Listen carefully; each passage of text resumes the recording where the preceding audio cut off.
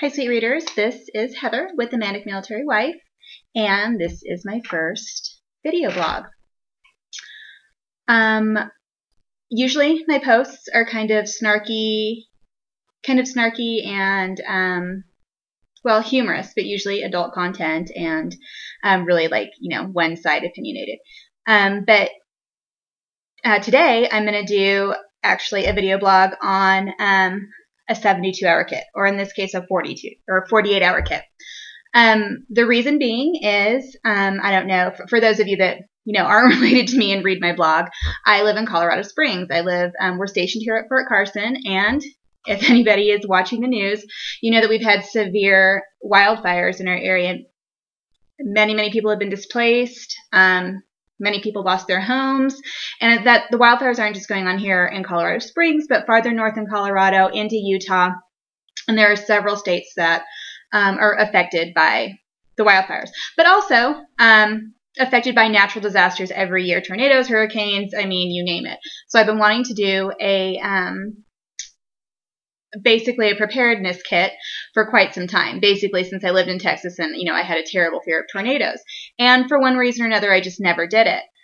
But, having to, watch the news, but it being in my backyard, it really made me realize the importance of that. Another reason being is that my husband is deployed right now, and it's me and my kids, and I need to make sure that in the event of an emergency, I can get them and get out of the house and we can be safe. So, basically, this is going to be our 48-hour kit versus a 72-hour kit. The reason being is, and I'm sure you've seen these online, I'm not planning for the zombie apocalypse. Like, I'm not afraid of, like, Red Dawn or whatever. That's not what I'm preparing for. I'm basically preparing preparedness kits for me and my kids, and then eventually my husband, so that in the event of an emergency, such as a fire or random natural disaster, we will have the tools to leave the house and still have things to survive with us.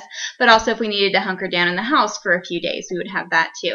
So again, you'll find plenty of YouTube videos regarding 72-hour kits, and a lot of them, to me, seem a little bit like end of days type of stuff, and that's really not what I'm doing. And another thing I'm doing is, this disaster happened to hit the week before payday. So disasters don't care if you get paid on the 1st and the 15th. They don't care if you only have, like me, about $150 left until payday.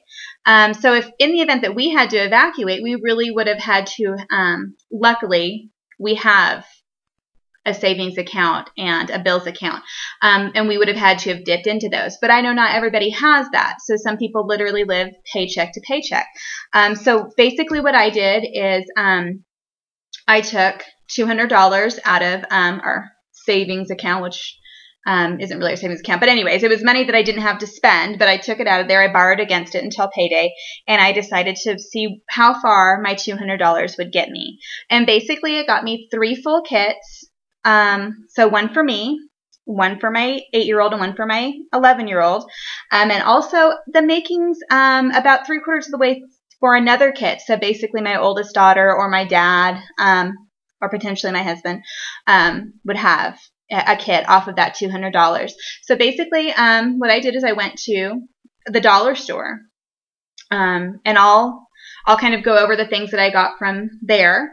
And then, we're military, so we have the option of going to the commissary, and that's where I ended up getting a majority of my food goods and just certain other things, and also the PX. We did have to run to the PX. We did have a minor issue with one of the kids' backpacks didn't work. And then the rest of it was basically stuff I had at the house. Again, this was just something, $200 on my budget. I wanted to see how far I could go. I wanted to see how good of a kit I could make with my small budget, things I had around the house. And I used a list that I got off of the Red Cross, but also you can find Pinterest.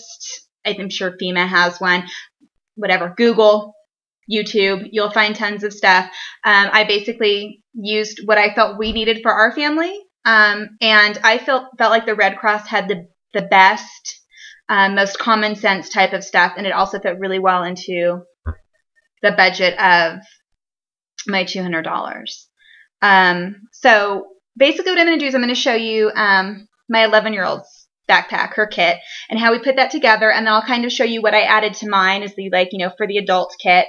And then I'll also talk about things that we need to add onto it. And again, because this was on a budget, you know, I have my basic kit made, and then each payday I plan on adding on to it. So things, you know, that I'm missing that I really need. And I think that's about it. I'm going to put all my links, pictures of, you know, the things that I got at each venue, and just other random things that I felt like either I took out or I needed or whatever. And then feel free to add your